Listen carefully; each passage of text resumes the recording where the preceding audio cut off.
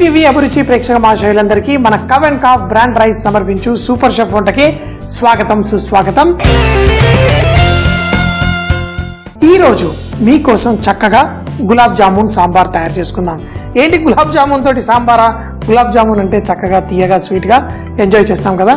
మరి ఆ గులాబ్ జామున్లో ఉన్న కమ్మదనం అంటే ఆ పాలల్లో ఉన్న కమ్మదనాన్ని మనం ఈరోజు ఈ సాంబార్లో కూడా వేసి చేసుకుందాం.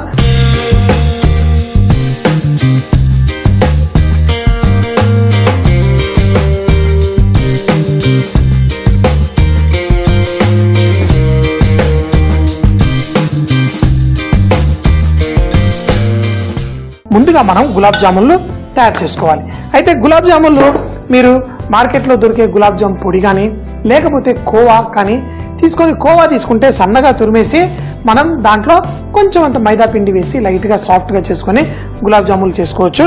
మరి మిల్క్ పౌడర్ తీసుకున్నా కానీ దాంట్లో కొంచెం నెయ్యి వేసి దాంట్లో కొంచెం మైదా పిండి వేసి కూడా చేసుకోవచ్చు. లేకపోతే మన గులాబ్ జామున్ పొడి తీసుకొని దీన్ని కొన్ని పాలు పోసి చేసుకుందాం.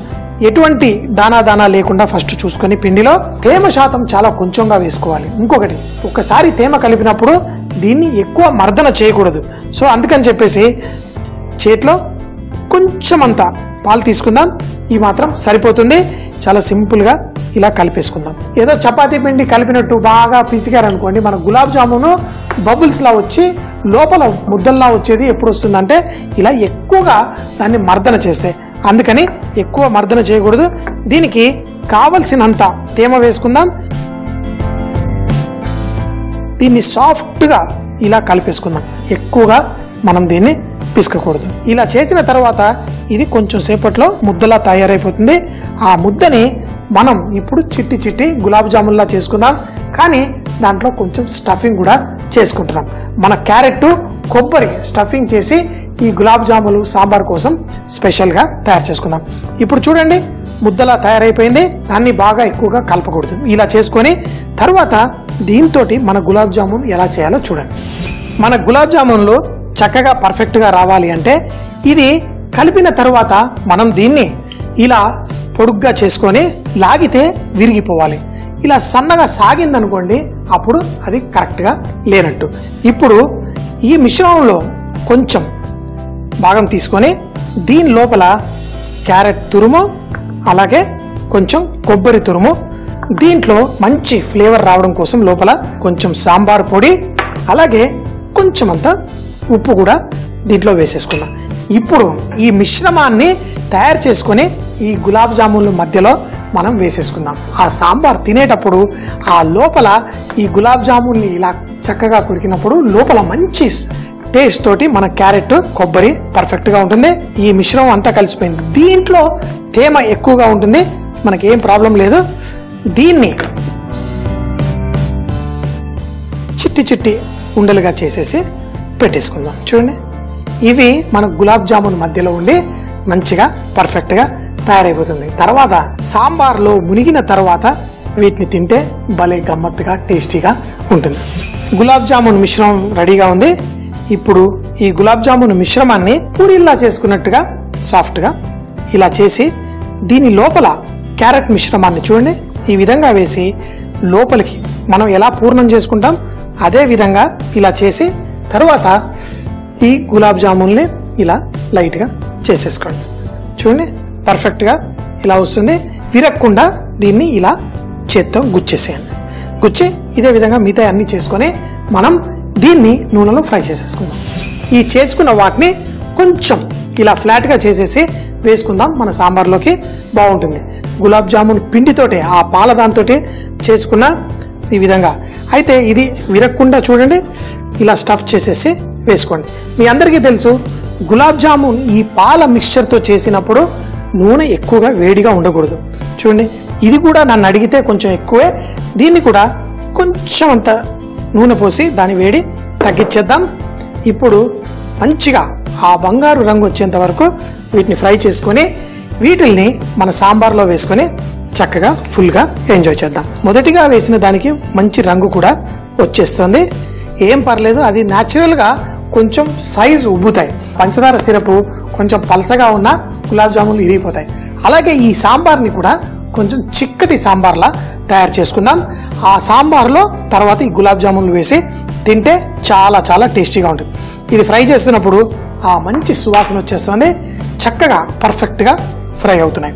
దీని లోపల మన సాంబార్ పొడి, క్యారెట్, కొబ్బరి కూడా వేసాం. దానివల్ల తినేటప్పుడు ఆ మంచి రుచి వస్తుంది. ఈ విధంగా రెడీ చేసి పెట్టేసుకున్నాను. అంటే తినేయాలని ఉంది, ఎందుకంటే దీని లోపల కూడా మనకి మంచి టేస్ట్ ఉంది. కానీ దీనికోసం ఇప్పుడు మనం సాంబార్ తయారు చేసుకుందాం. పెనం వేడెక్కిన తర్వాత నూనె వేసుకుందాం. ఈ నూనె చక్కగా వేడెక్కిన తర్వాతే మన తాలింపు. ఎప్పుడైనా ఆవాలు చిటపట్లాడితేనే దాని రుచి. ఆవాలు,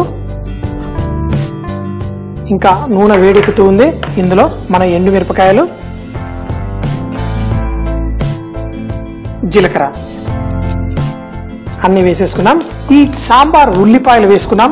ఈ గులాబ్ జాములతో పాటు మన ఈ ఉల్లిపాయలు బాగా మంచిగా టేస్టీగా ఉంటాయి. దీంట్లో ఇంగువ, అలాగే పసుపు, కరివేపాకు వేసిన వెంటనే మనకి నూనె మీద పడుతుంది. ఈ పక్కకు వేసేసాను.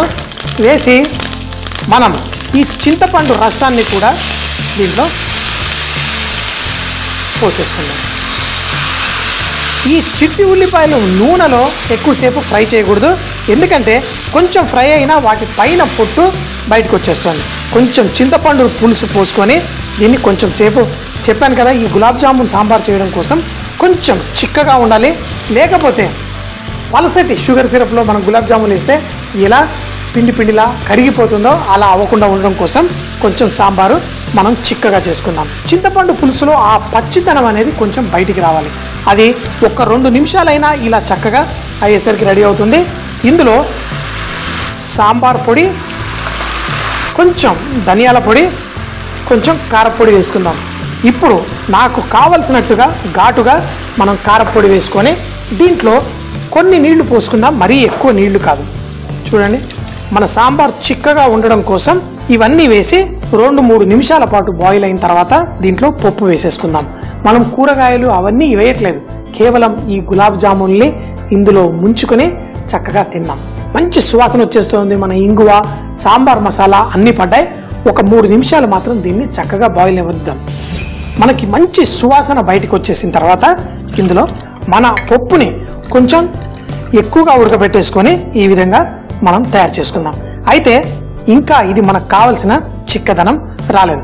దీంట్లో మనం ఉప్పు, కావాలనుకుంటే కొంచెం అంత బెల్లం కూడా ఇందులో వేసుకొని దీన్ని చక్కగా మరగనిద్దాం. మనకు సాధారణమైన సాంబార్లో బోల్డని కూరగాయలు ఉంటాయి. ఈ గులాబ్ జామున్ సాంబార్లో ఆ కూరగాయలు అన్నీ వేయలేదు, కేవలం ఒట్టి చిట్టి ఉల్లిపాయలు వేసాను. ఉప్పు వేసుకుందాం. ఉప్పు వేసిన వెంటనే ఆ సువాసన కూడా గుమగుమలాడుతూ బయటకు వస్తుంది. కొంచెం అంత బెల్లం తురుము వేసుకుంటే అదిరిపోతుంది. కొంచెం బాయిలింగ్ వచ్చింది, కానీ ఒక 4-5 నిమిషాల పాటు స్లోగా మరగనిద్దాం. దీంట్లో బెల్లం కొంచెం వేసేసుకుంటే ఈ బెల్లంతో వచ్చే తీపితోటి మన ఈ అద్భుతమైన సాంబార్ మసాలాతోటి ఈ గులాబ్ జామున్లు చక్కగా సోక్ అవుతాయి. మన సాంబార్ మీరు చూస్తే కూడా ఇది చిక్కగా పర్ఫెక్ట్గా ఉంది. మరో కొంచెం సేపు బాయిల్ అయిన తర్వాత కొత్తిమీర, ఆ గులాబ్ జామున్ లాస్ట్లో వేసేసుకుంటాం.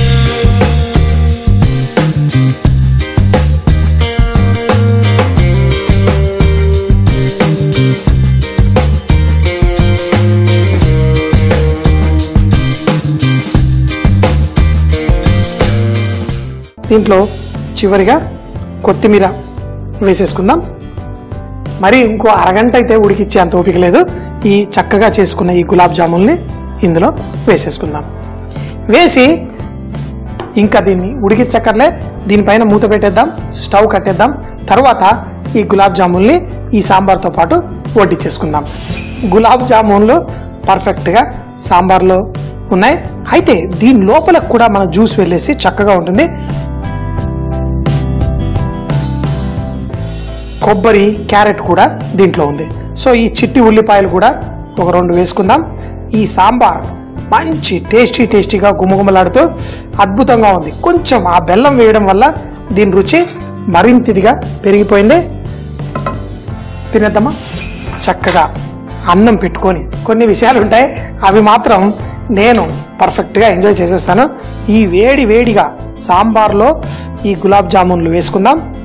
అలాగే మన సాంబార్ కూడా ఫుల్గా ఆ చిట్టి ఉల్లిపాయలతో మరొకటి, అన్నం తినేటప్పుడు కొంచెం సాంబార్ నిండుగా వేసుకోవాలి.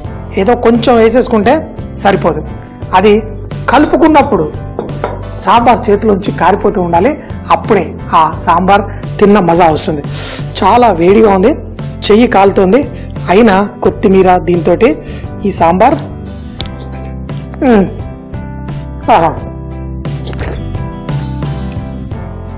ఎంత చిక్కగా, ఎంతో పర్ఫెక్ట్గా, ఏం అద్భుతం. ఈ సాంబార్లో ఈ గులాబ్ జామున్ చక్కగా నాని చూడండి, లోపల క్యారెట్, కొబ్బరి తురుము అంతా లోపల పర్ఫెక్ట్గా ఉండి మంచి టేస్ట్ వచ్చేసింది. మరి తినేటప్పుడు కూడా ఈ గులాబ్ జామున్ సాంబార్ భలే కమ్మగా టేస్టీగా ఉంటుంది.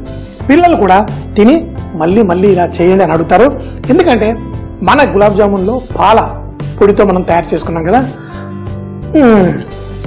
ఒక్కొక్క బైట్లో చాలా ఆనందం.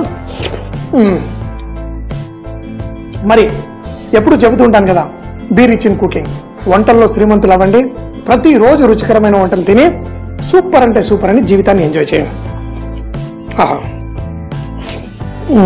గులాబ్ జామున్ సాంబార్ తయారు చేయడానికి ముందుగా ఒక ప్లేట్ లో గులాబ్ జామున్ పౌడర్ తీసుకొని కొన్ని పాలు పోసి చక్కగా కలిపి దాంట్లో 2 భాగాలుగా చేసి ఒక భాగంలో క్యారెట్ తురుము, అలాగే కొబ్బరి తురుము, కొంచెం అంత సాంబార్ పొడి, కొంచెం ఉప్పు వేసి చక్కగా కలిపి ఈ మిశ్రమాన్ని గులాబ్ జామున్ మిశ్రమంలో చక్కగా స్టఫింగ్ చేసుకోవాలి. అలా గుండ్రంగా చేసి కొంచెం వేడి నూనెలో మంచి బంగారు రంగు వచ్చేంత వరకు చక్కగా ఫ్రై చేసుకోవాలి. తర్వాత స్టవ్ పై ప్యాన్ పెట్టి నూనె వేసి తాలింపుకి ఆవాలు, ఎండుమిర్చి, జీలకర్ర, చిట్టి ఉల్లిపాయలు, ఇంగువ, పసుపు, కరివేపాకు వేసి చక్కగా వేగిన తర్వాత చింతపండు రసం, సాంబార్ పొడి, ధనియాల పొడి, కారం, కొన్ని నీళ్లు పోసి కుక్ చేసుకోవాలి. ఒక 5 నిమిషాలు కుక్ అయిన తర్వాత ముందుగా ఉడికించి పెట్టుకున్న కందిపప్పు మిశ్రమాన్ని అందులో వేసి ఉప్పు, బెల్లం కూడా వేసి చక్కగా మరగనివ్వాలి. మంచి సువాసన బయటకు వచ్చినప్పుడు కొంచెం కొత్తిమీర, ఫ్రై చేసుకున్న గులాబ్ జామున్లు వేసి మనం ఒక 2-3 నిమిషాలు కుక్ చేసుకుని స్టవ్ కట్టేసి వేడి వేడిగా ఈ గులాబ్ జామున్ సాంబార్ వడ్డించుకుంటే చాలా కమ్మగా ఉంటుంది. చూసేశారు కదా మరి ఈ రోజు చేసిన వంటకం. మళ్ళీ సోమవారం ఇదే టైం కలుద్దాం. అప్పటిదాకా see you, bye bye.